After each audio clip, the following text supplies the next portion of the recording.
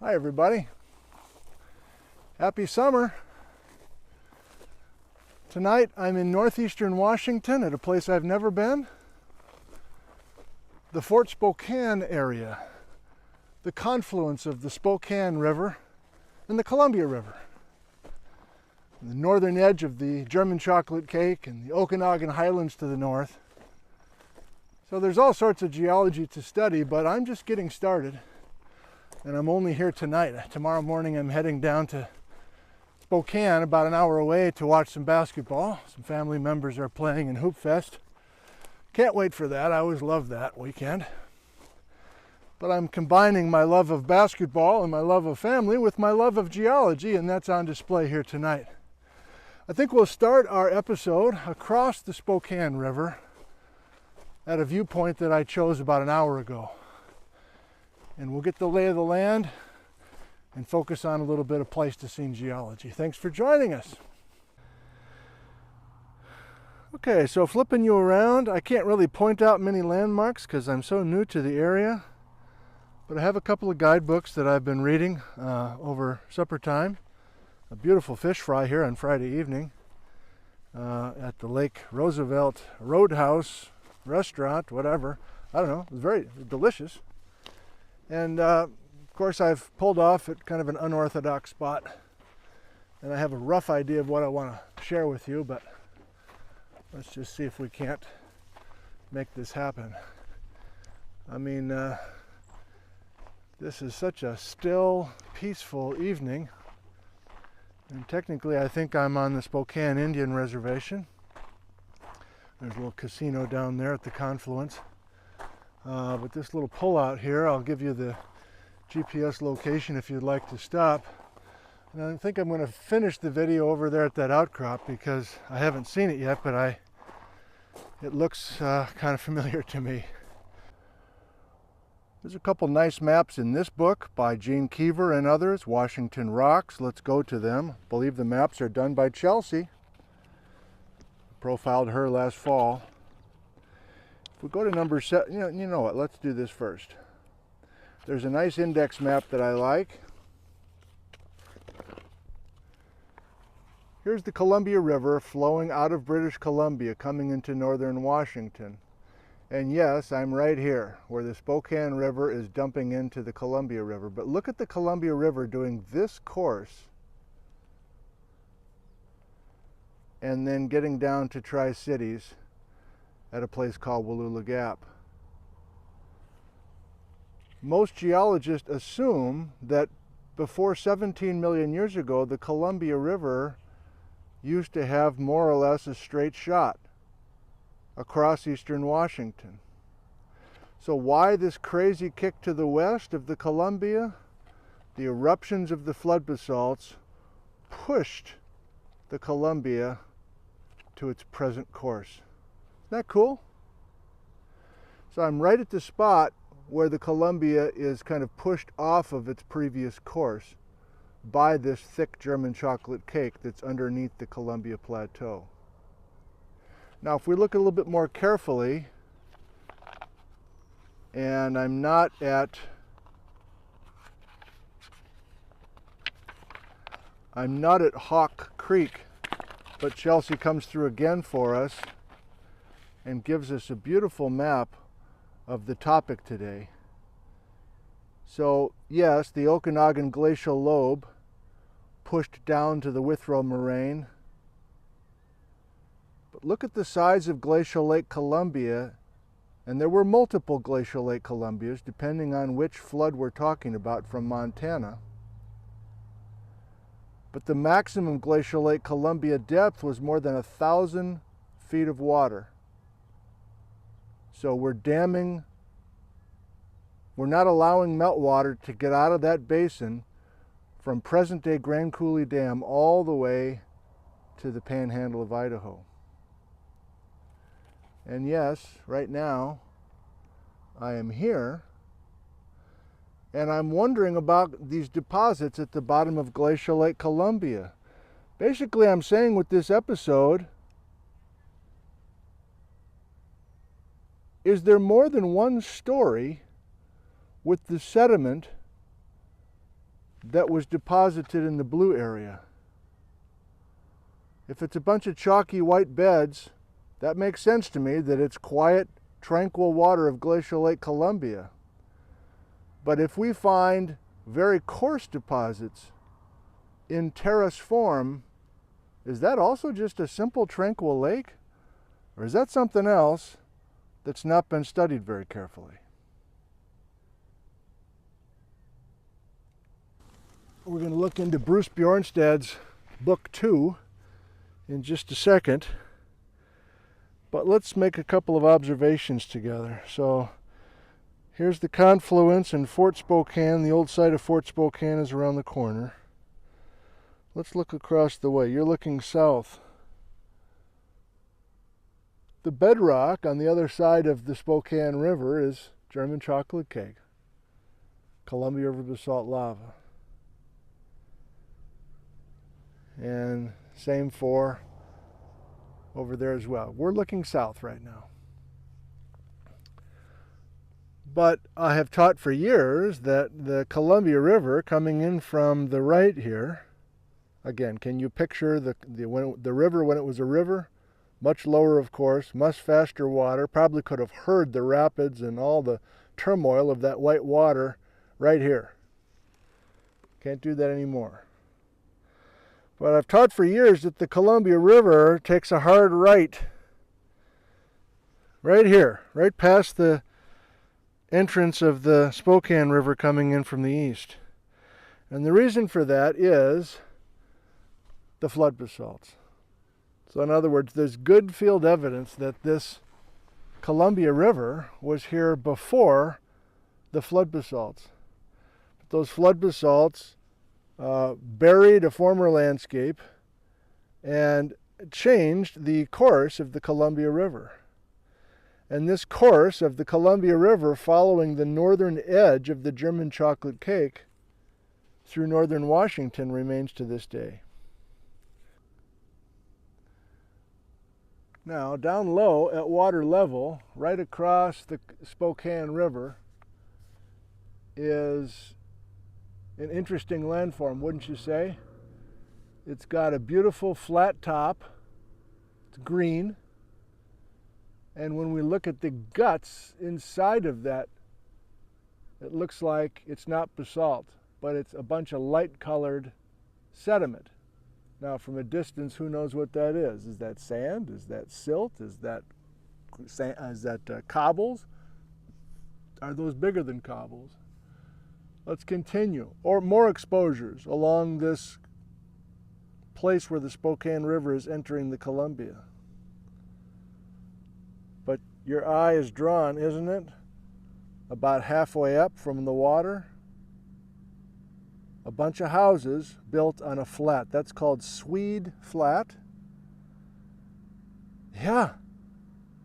There's a couple of obvious terraces. In fact, there's maybe half a dozen if you really count them up properly, on both sides of the river.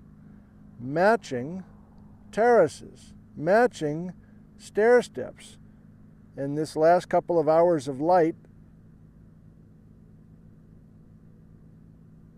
show these terraces pretty well.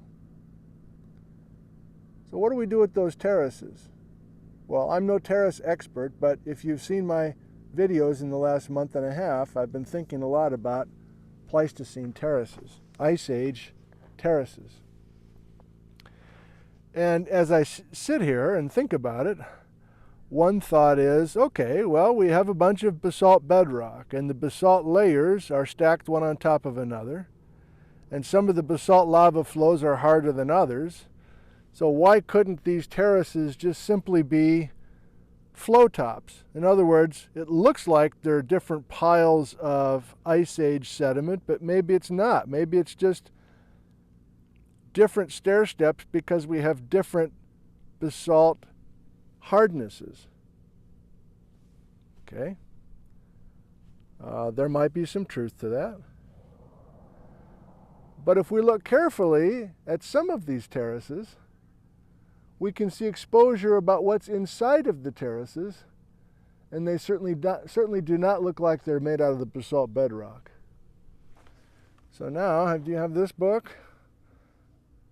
On the Trail of the Ice Age Floods, Book 2, The Northern Reaches, by Bruce Bjornstad and his former advisor, geology professor Eugene Keever.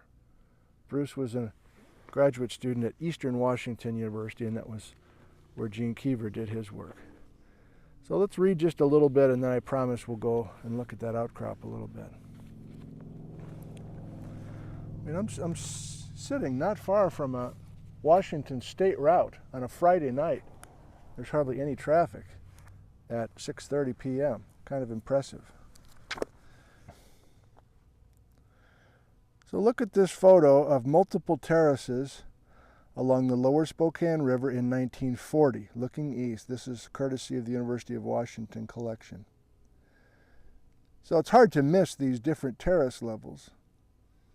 And they are Ice Age. Ancient glacial Lake Columbia, 4 nested terraces preserved at multiple levels. So that's this. I think maybe this is Bruce flying his drone. So am I going to be, combative again like I have been recently and say I think we're missing the story about these terraces? I don't know.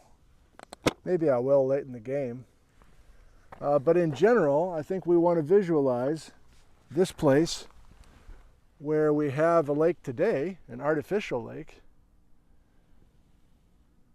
Can you visualize many, many more hundreds of feet of fresh water sitting right in this basin during the Ice Age, multiple times?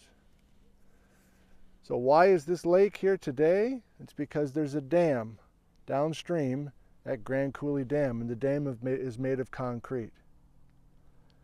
But why was there a much larger and deeper freshwater glacial Lake Columbia here multiple times over the last 2 million years? That's right, the answer is there was a dam downstream. But that dam was not made of concrete, it was made of ice, the Okanagan Lope. Okay, that's enough sitting. Can you get a sense of what I want to try to do with you? I'm going to do it in real time. I haven't been over there yet. I think I can just scramble up through the cheatgrass here and give you a sense of what this is. So I'd love to tell you about the plutonic rock over here on Keller Butte and these other mountains that are nearby. I can't do it. This area is new to me. Looks like this is not the first person to go up through here. Another geology fan, I guess.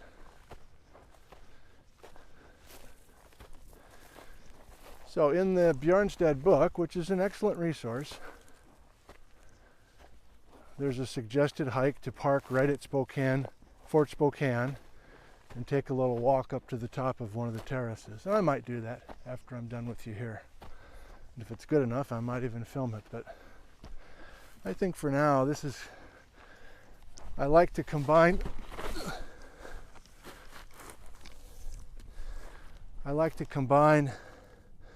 grand scale with hand sample.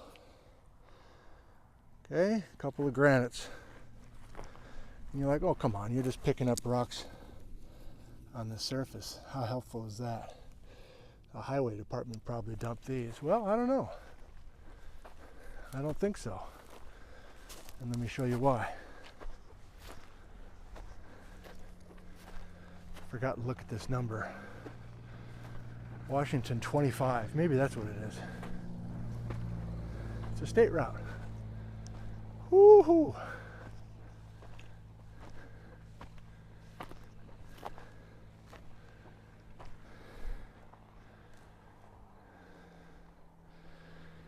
Nothing about this is bedrock.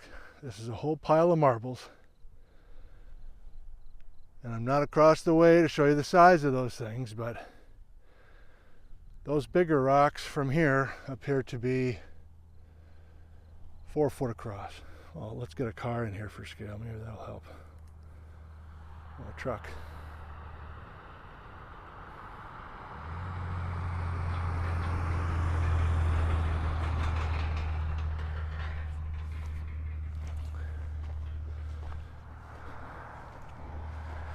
So I am not the expert, and I defer to the experts on constructing the idea that there were multiple glacial Lake Columbias through here. And I also defer to the experts when they say we have amazingly delicate beds of fine-grained sediment, rhythmites in other words, even with some varved sediment, to be able to count years between floods. I'm also comfortable visualizing a lake like this, but again, the lake was much deeper. And the concept is you have a big batch of Missoula floodwater dumping in. This basin is already mostly full of Glacial Lake Columbia, and so therefore, when we dump, we then spill. And that is the working model for many of the Missoula floods over central and eastern Washington. But I think all I'm asking is, if a lot of these terraces are made out of much coarser material, cobbles appear to be the smallest size in these things. And again, we have much larger materials. Can I prove it to you? I don't know. Let me scramble down in the shade without falling into the highway. Let me try to just come down here, see if this works. I'll have a hard time getting up if I go too far.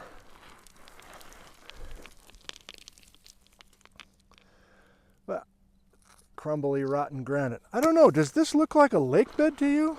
What am I missing?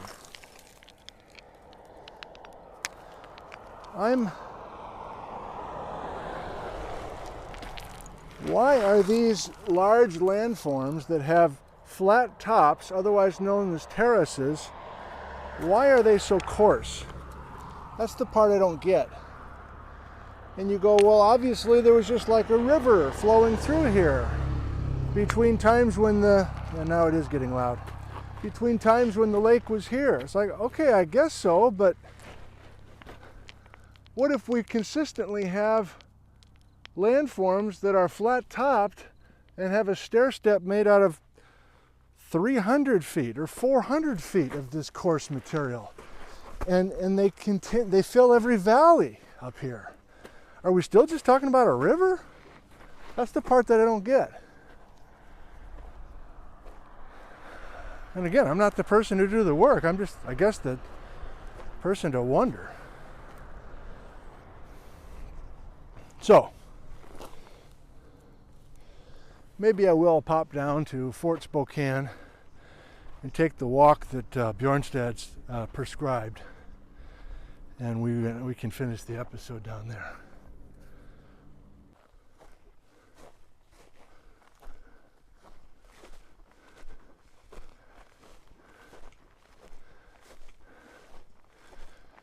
So these flats are really impressive to me. And if there were just one or two, I don't think I'd pay much attention. But since they're so continuous, and yes, I think most geologists, maybe all geologists, mentally connect terraces on one side of the river with terraces on another. I think you've heard it from me before recently that you can walk this valley floor once upon a time. In other words, this flat, walking on the top of this flat that's Fort Spokane, once upon a time we could have continued walking, prehistory now, right? Back in the Ice Age at some point, don't know exactly when. Let me get a viewpoint. We could have continued walking in this basin on this particular level, which once upon a time was the valley floor. We could have walked that all the way across. We maintained this elevation on this golden magic carpet ride. See some basalt bedrock up there maybe. Yeah, this will work. Today, this magic golden bench stops right here.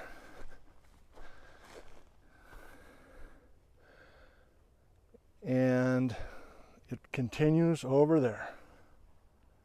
You can see it. It's lit up perfectly for us. So that's not an accident. that that lowest golden stair step on the other side of that shining boat continues right over here to this golden surface here where Fort Spokane was once built.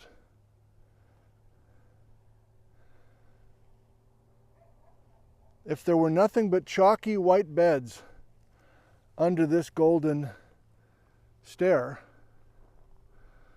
I'd have no problem just finishing my thinking here and just go, yeah, okay, this is the former floor of Glacial Lake Columbia, and we've had incisions since then, so we can't walk across the banks anymore. But what I continue to see, not only in this terrace, but in many others, are not chalky, fine lake beds, but instead what appear to me as very energetic piles of cobbles, boulders, and even big boulders in amongst all those gravels. I don't know what it means. It just doesn't feel right to me to say this is just a bunch of lake bed stuff and nothing more. And then I guess if you think, well, wait a minute, aren't you talking about big batches of Missoula floodwater coming down? This is an important place. This marina right across the way. You know, each you've heard of the Missoula floods. Each major Missoula flood is coming right in here and just dumping all this material, including water from Montana, and dumping it into this bathtub that's already here. So to finish that line of thought, maybe that explains, you say, a bunch of the boulders and the coarse material. Isn't each Missoula dump a bunch of high energy gravels and boulders that are dumped in here? Okay, yeah, maybe so. But has anybody looked carefully at those rocks? Are they Montana rocks? Or has anybody looked at all these rocks that are sitting right here at the confluence of the Spokane and the Columbia rivers and decided the lithology, the kinds of rocks that are dumped here, are much more similar to the bedrock to the north of here than to the east of here? You know that's what I'm wondering, right? God, what a night. Got the place to myself.